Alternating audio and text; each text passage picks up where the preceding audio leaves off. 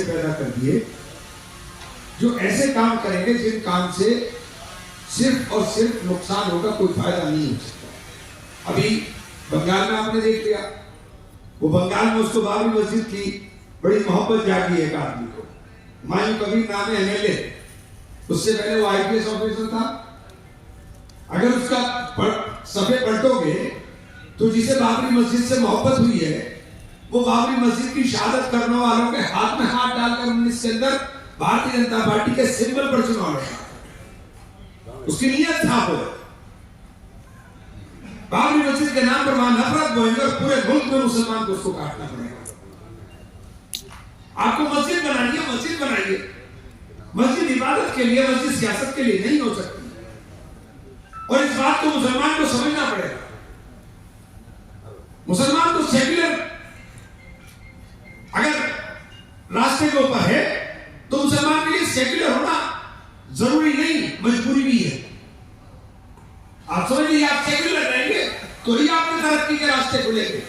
आप फिरका परस्ती के रास्ते पर जाएंगे, आपके लिए सब रास्ते बंद हो जाएंगे। और सबसे ज्यादा नुकसान अगर किसी को होगा तो आपको। और ये बात इसलिए मैं वाजे कर रहा हूं कि आज पूरे मुल्क के अंदर सियासत उसी राह के ऊपर जा रही है। कांग्रेस के अलावा कोई रास्ता नहीं है जो आपकी लड़ाई कर सके, जो आपके बात को बोलने की हिम्मत कर सके। आप बहुत खुश नसीब में आपकी सरकार है। ये बैठे सर, उनसे पूछ लो हमारे यहाँ क्या है। उत्तर प्रदेश में हाल देख लो क्या है। मैं इदारे पढ़ने के लिए सड़क पे चलते हुए पहचान कर करके पीटा जाएगा। नफरत हमारे नाम पर बोलने के लिए हमें टारगेट किया जाएगा।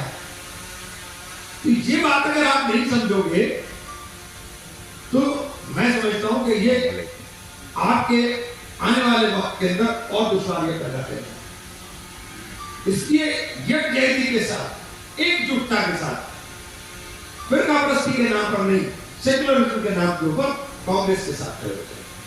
कांग्रेस के अलावा कोई रास्ता नहीं है जो आपकी मदद कर सके, ये जो आपको निजात दिला सके। तो उसमें भी एक छोटा सा पैगाम लेकर आया। बाकी मैं जितनी मेरी हैसियत है मैं उतनी दमदारी के साथ इस माहौल के अंदर भी कोशिश करता हूँ कि लड़ाई को जारी रखूं और ईमानदारी के साथ हक बात आप तक बोलता रहूं, कहता रहूं। बहुत बहुत शुक्रिया। एक ऐसी शख्सियत है जिनके हाथ हम मजबूत करना चाहिए।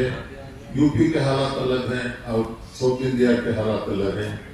इरफान भाई, यहाँ पे हम लोगों ने हमारे डिस्ट्रिक्ट लीडर आली जनाब इज्जतमान डॉक्टर जी परमेश्वर साहब की क़यादत में हम लोगों ने कर्नाटक के अंदर जब जेपीसीसी के प्रेसिडेंट थे और अब हमारे डिस्ट्रिक्ट के इंचार्ज मिनिस्टर जो है, होम मिनिस्टर जो है, उनकी क़यादत के अंदर अक़लियत देते हुए 100% के 100% कांग्रेस को वोट देते हैं।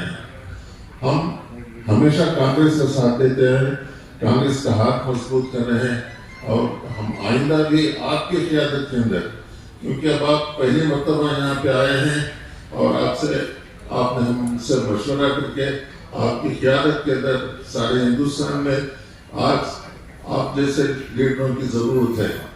क्योंकि जब तक लीडरशिप नहीं रहती और यहाँ की आवाज़ दिल्ली में पार्लियामेंट के अंदर कोई हमारा नुमाइंदा नहीं रहता, तो आवाज़ को उठना बहुत मुश्किल है।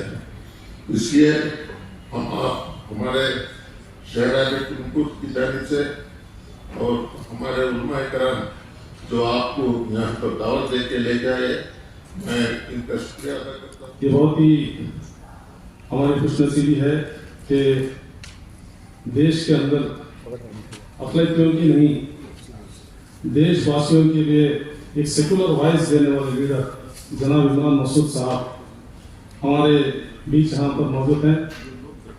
आपकी बात आप तमाम ने सुनी है कि वॉइस ऑफ द वॉइसलेस है।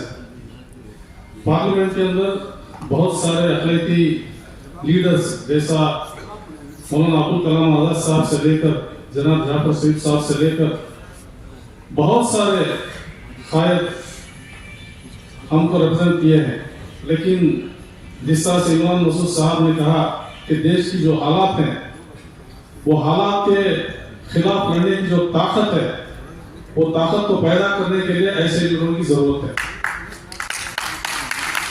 आपने बहुत अच्छी तरह से कहा कि देश के हालात बहुत बुरी तरह से गुजर रहे हैं, उसमें भी यूपी के हालात बहुत खराब हैं। वो वहां से वाबस्ता है। यूपी के अंदर जो हालात है वहां पे तकरीबन मेरे ख्याल से 80 एमपी हैं, उसमें एक मुजाहिद जो कांग्रेस से एमपी बनकर पार्लियामेंट में जो आवाज उठा रहे हैं वो इमरान मसूद साहब है। आप जैसे लीडरों की क़यादत की हम तमाम को जरूरत है। आप तमाम जानते हैं जिस तरह से मसूद साहब कहे कि बीजेपी वालों ने नफरत का बीज ऐसा बोया है कि दिलों में दीवारें बनी है, दरार पड़ गई है, उसको जोड़ना है तो अखलाकी एतबार से हमको भी एक मुसलमान सही सच्चा पक्का मुसलमान बनकर हमको भी पेश करना है।